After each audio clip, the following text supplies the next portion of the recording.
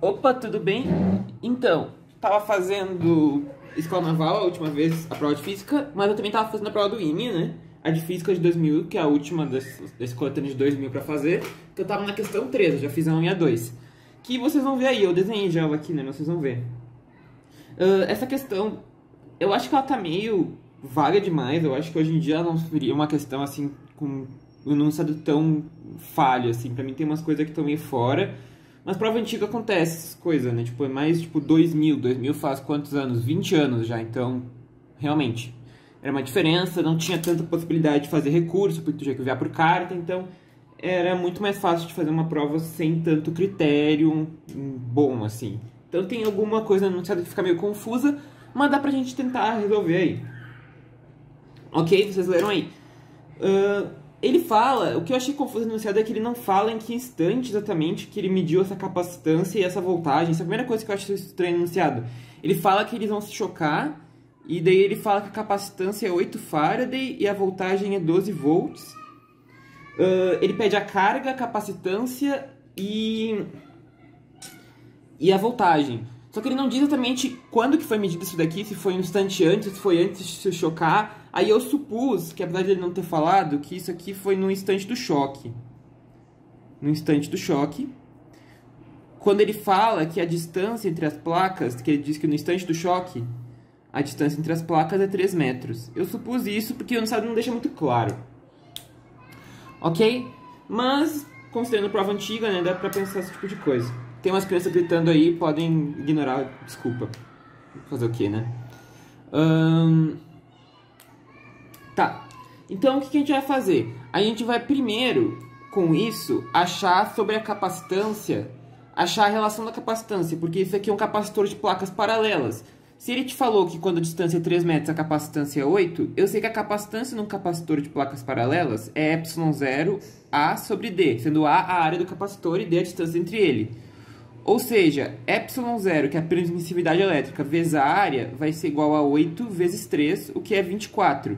Isso é importante porque isso é fixo. A área do capacitor não muda quando o negócio se locomove e nem a permissividade elétrica do vácuo. Isso é fixo. Então esse valor vai ser fixo. Botar Faraday metro, tem uma unidade específica para isso? Até tem, né? Mas eu vou botar Faraday metro.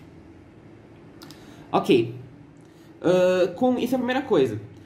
Agora, a gente pode achar a primeira questão, ele que é a carga. A carga elétrica não vai mudar, porque não tem para onde ela fugir. Existe conservação de carga elétrica. Não tem um caminho para ela ir embora. Então, a carga no início e no fim, qualquer instante, é a mesma. E eu consigo a carga por Q igual a C vezes V. Equação básica de capacitor, né? Isso dá 8 vezes 12, o que dá 96 coulomb. Isso dá a primeira já resposta, que ele quer a carga. 96 coulomb. Bem alta, inclusive.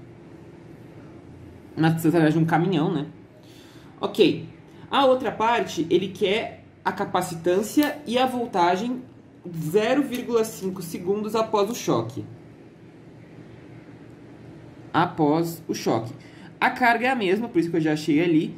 E ele te diz a velocidade do B depois do choque. Ele te dá no desenho ali embaixo que eu mostrei. Ela é 1,2 metros por segundo para cá. Eu vou chamar B'. E ele diz que V, a linha, é alguma velocidade que ele chama de X para cá. Ok? Depois do choque. Tá, o que a gente vai fazer? A capacitância e a voltagem, elas variam, porque elas dependem da distância entre as placas. A capacitância, ela sempre depende dos fatores geométricos do capacitor. Então, como a distância entre as placas está variando, a capacitância varia. Como a carga conserva, porque não tem para onde fugir, carga tem que conservar se não tem para onde ela escapar, então o que tem que variar para a capacitância, que necessariamente varia, é a voltagem, ó. Porque carga é capacitância vezes voltagem. Isso aqui é fixo, isso aqui varia, então a voltagem tem que variar. Então esses dois vão variar, e é o que a gente vai ver. A gente primeiro tem que achar qual que é a velocidade de retorno de A. Bem, ele te deu, que eu não escrevi aqui, mas ele te deu, o coeficiente de restituição do choque, que é 0,8 metro... Opa, 0,8. Essa é a unidade, né? Porque é uma razão de velocidades. Tá? Ele te deu que é 0,8 o coeficiente de restituição. Bem, o coeficiente de restituição, a gente sabe que ele é um módulo da velocidade de afastamento sobre o módulo da velocidade de aproximação. Eu boto em módulo porque tem a questão do sinal que pode confundir, né? Mas aqui não tem problema, porque é muito claro que a aproximação, como é 2 vindo e 2 vindo para cá, é 4, e o afastamento é x mais 1,2, porque ele te deu os sentidos, né? Esse módulo ele é bom quando ele não te diz o sentido, ele só te fala o valor. Se ele te deu o sentido, é tranquilo, mas se ele só te fala o valor, tem que cuidar que pode ter mais de um caso. Mas aqui é tranquilo, né? O afastamento vai ser 1,2 mais x. E a aproximação é 4 metros por segundo. Como E é 0,8, isso é 0,8. Então dá que x é 3,2 menos 1,2, o que dá que x é 2 metros por segundo. Isso é a velocidade logo após o choque. Bem, eu fiz uma suposição aqui, que na real eu não escrevi, o Enunciado nem falou muito a respeito disso. Mas como tem uma placa ligada no carro, não tem atrito no chão, então não existe força de atrito. Mas existiria uma força de atração elétrica aqui, né?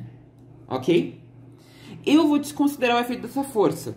Por quê? Porque ele não te deu a massa dos carros. Eu não tenho como considerar o efeito de como seria a aceleração que essa força geraria, porque ele não te deu a massa dos carros, né? Então, isso fica sem saber.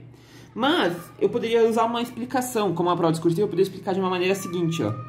A força elétrica que a gente já viu numa questão, acho que foi a anterior, inclusive, da escola naval, num capacitor, ela é Q² sobre 2ε0A. O 2 é porque a força é dessa placa sobre essa. A força elétrica do interior do capacitor de uma carga é sem o 2, porque eu somos dois campos, mas como eu estou na placa, só importa o campo desse. Então, Q² sobre 2ε0A.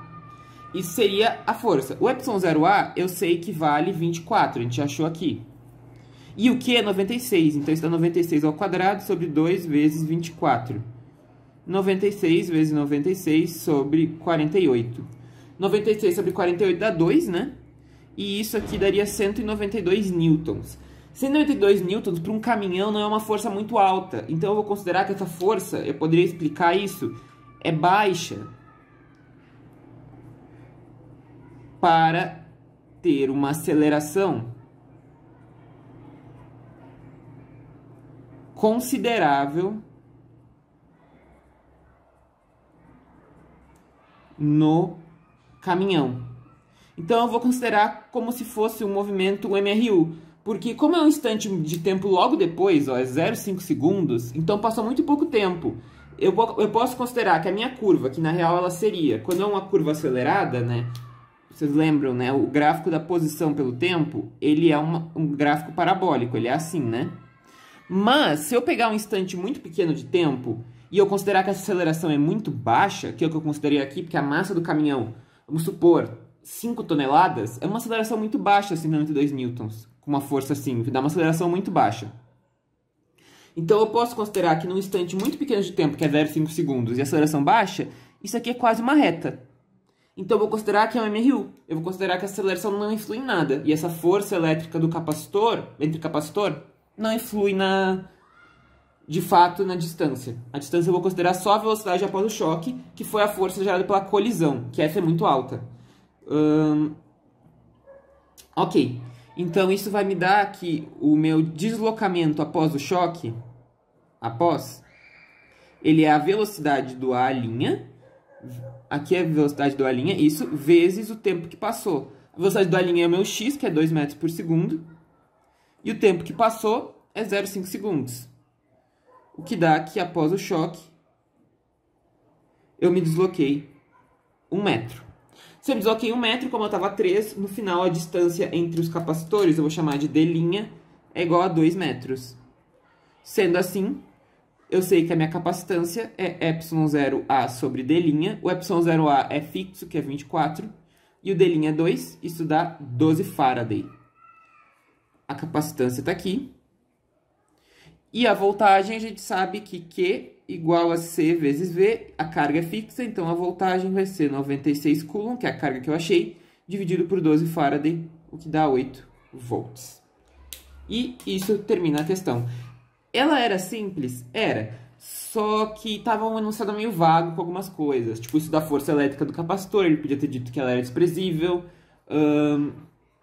Eu achei meio confuso essa parte dele falar do 8 farad e do 12 volts. Ele não fala exatamente o instante que ele mediu isso, mas eu supus que foi um choque. Enfim, mas ok, deu pra tentar dar uma coxambrada e resolver. É isso.